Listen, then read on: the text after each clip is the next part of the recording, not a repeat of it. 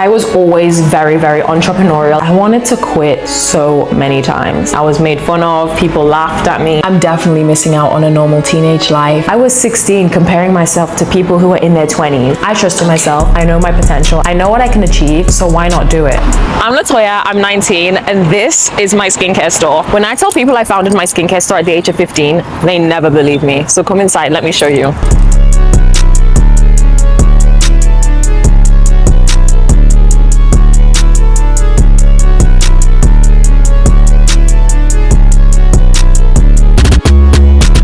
This is Tezai Skincare, and welcome. This is the entrance. What made you start a skincare business at such a young age? I actually started when I was literally given a Christmas gift. It was a make your own lip balm, cosmetics, bath bomb set, and I decided I actually want to take this to the next level and make my own business. What were you doing before this? Did you always know you wanted to be an entrepreneur? I was always very, very entrepreneurial. I was that one friend that was like, you have this talent, you should start a business. You have this quality, make money off of that. So I always knew that yes, I'd be entrepreneurial. But before starting my business, I actually was writing. So I was a published author and I was doing a lot of public speaking as well. What was the exact moment you decided, I'm actually doing this?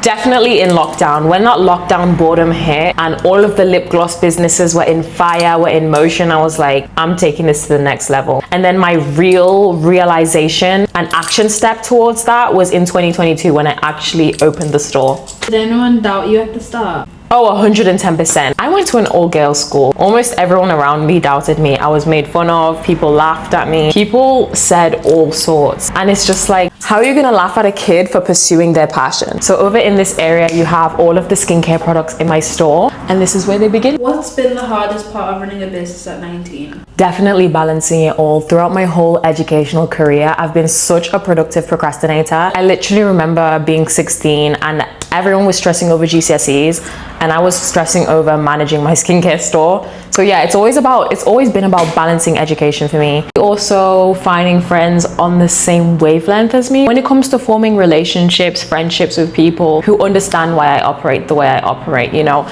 there's been times where I've had friends who don't have that understanding and it's pretty difficult to bond when that happens. The lack of understanding really does get to you. For example, I've literally had friends who would just completely not understand sometimes why maybe my replies may be late, maybe why I may be distant at times. The lack of that understanding can make it difficult to have that relationship, to have that bond. I think I should just put it that way. Something people glamorize about entrepreneurship that isn't true. Definitely the image. People usually connotate being an entrepreneur with this girl boss mantra, this powerful mantra. And yes, don't get me wrong, that's who I am.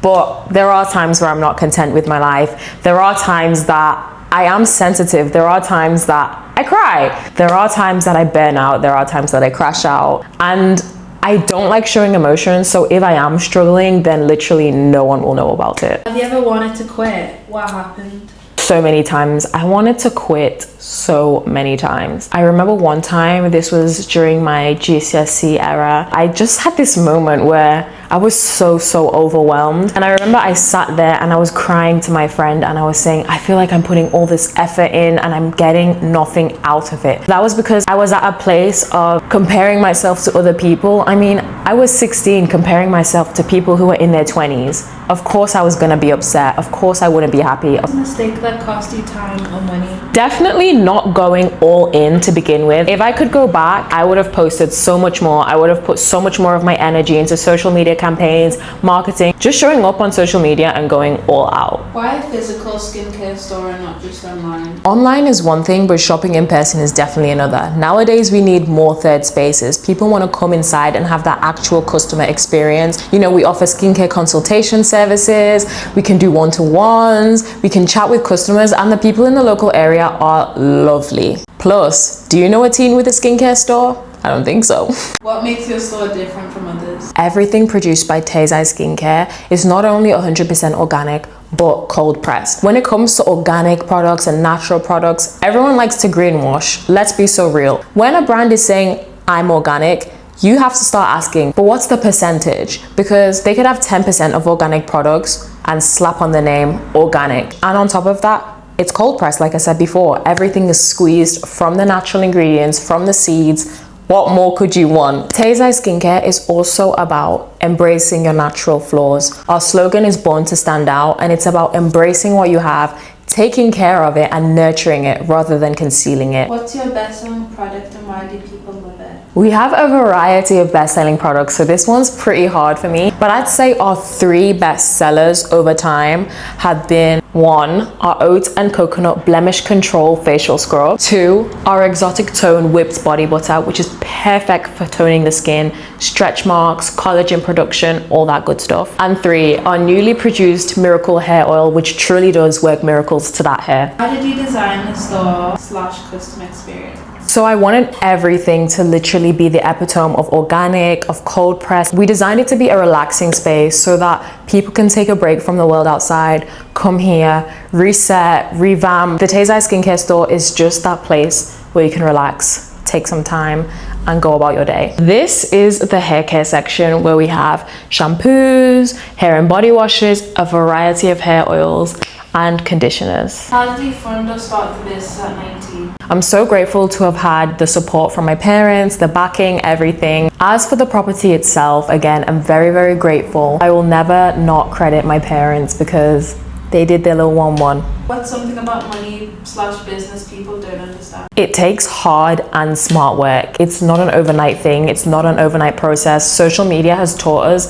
that we can get money like this, and you can, but money that comes quick also goes quickly. As for business is a journey that you embark on. It's not an overnight thing. You won't become an overnight success. It takes consistency.